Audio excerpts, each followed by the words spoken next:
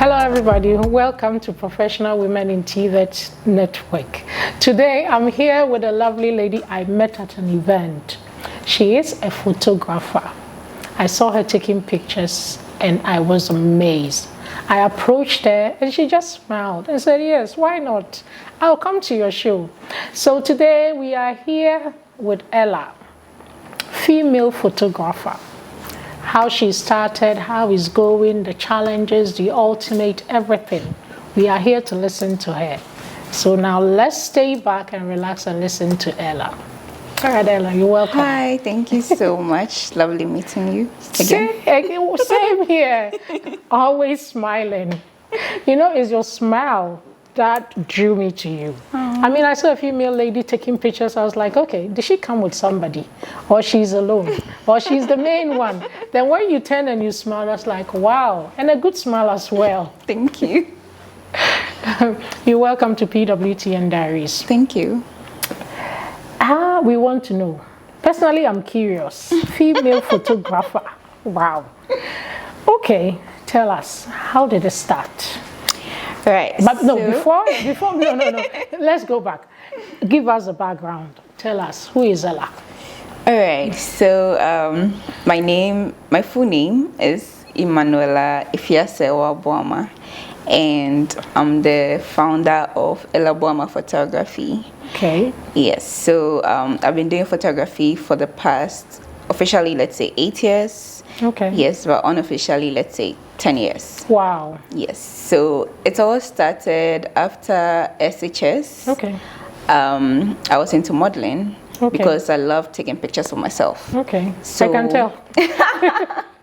So I joined a modeling agency. I did a couple of modeling gigs here and there.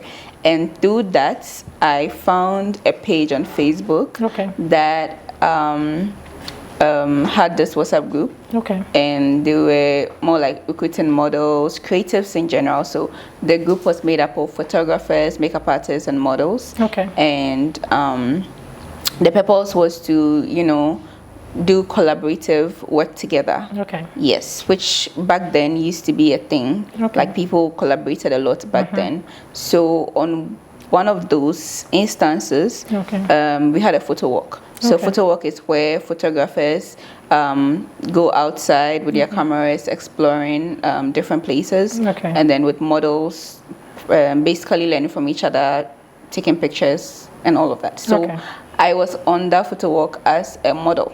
Okay. And I left as a photographer, or let me say, I left with the interest of like being a photographer, right? So I remember we went to Independence Square. Okay. I was there, like I was all like, you know, ready in my heels, in my outfit, you know, I was ready to slay and be a model. And this photographer handed me a camera. Okay. His name is Omar. Okay. So he was having this cute Canon camera, and then he gave it to me. And then he was like, oh, I should take some pictures. Okay. Then I was like, oh, how do we use it? So he taught me. He was like, okay, I should press here, I should press here. I was like, okay. So for the rest of the photo walk, I had his camera with me. Okay. And I was just, you know, taking some pictures per what he taught me. You. Yes. And just by having the camera, experiencing it, and having it in my hand, I was very fascinated. Okay. And through that fascination, then I developed interest in photography. Wow. So pretty much that's how it started. Like, I had no idea I was going to be a photographer. I never thought of it. It was never part of like my dream or my plans. Like growing up, when I was in JHS, I knew I wanted to be a journalist because I like talking. I like talking. I'm a talkative, right? In school, my name used to be part of the names of talkatives, like, all the time. Every time. Even when I don't come to school, my name is Pat. There was one time I didn't come to school, but my name was part of the names of talkative. So when the teacher was coming to cane us the following day, I told the teacher I didn't come to school. He was like, if you're in school, you would have talked. Yes, Oh so my I goodness. knew I wanted to be like a journalist growing up. Yeah. But then when I went into SHS, that's when I discovered the artsy part of me. So Yeah. I've always been artistic, but I'll just say like that part was not explored, or I wasn't aware, self-aware that what I had was called creativity. Yeah. I didn't know. I was just, doing my hobbies, having fun.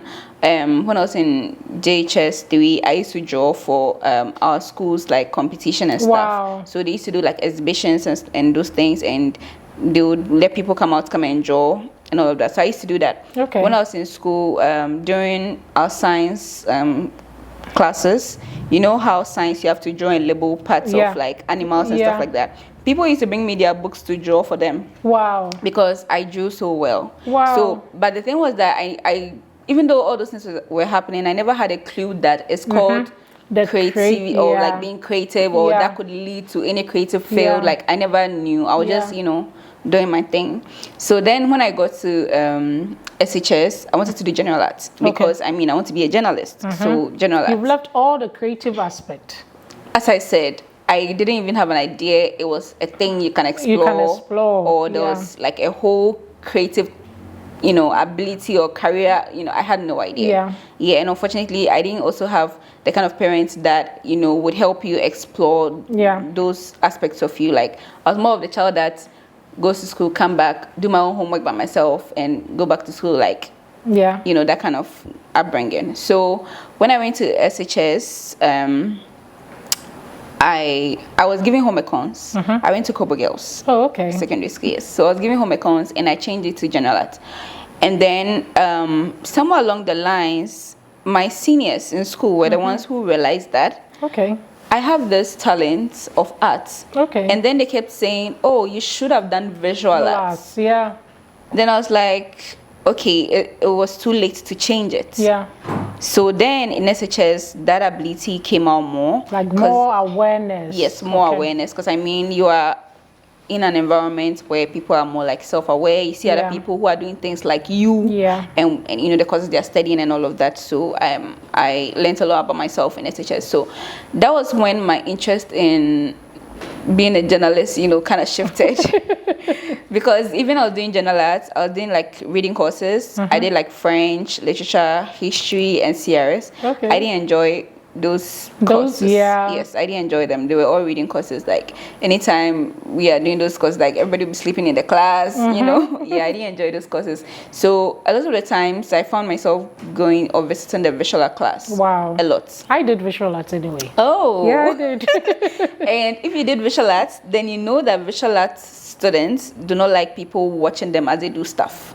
I believe we need the space to think and come up with something. Well, that is for me. I don't know about others, because when it comes to drawing, you need to imagine yourself in that space in order to bring out the best. So that's why probably people think they don't want people watching and all that. For me, I think, well, back then, they don't allow people to watch them, or they don't let people watch them because they don't want you to see what they are doing or how they are doing it. They are trying to conceal what they are doing, and they are, their secrets and stuff. So because I was a general art student, they didn't mind me coming there and watching them because they know I'm not part of them. Right? But the thing is, that was when I discovered I have this talent or ability where I can look at you do something and I can do it. Oh. I can do the same thing just by watching you. So I don't need to ask you how did you do it. I just need to watch you and I can do it. Wow. Or I just need to see a picture of the thing being done and I can do it. Okay. Interesting. So when I used to go to the visual class, like I'll just be watching them, looking at them, observing how they're doing stuff. And by the time I was about to get out of SHS, I knew I didn't have any interest in being a journalist.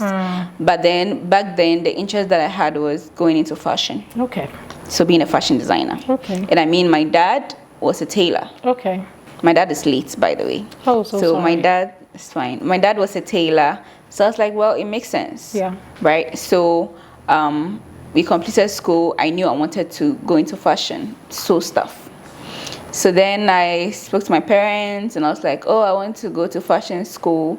And they were like, oh, there's no money, you know, to take me to fashion school. It's expensive, blah, blah, blah.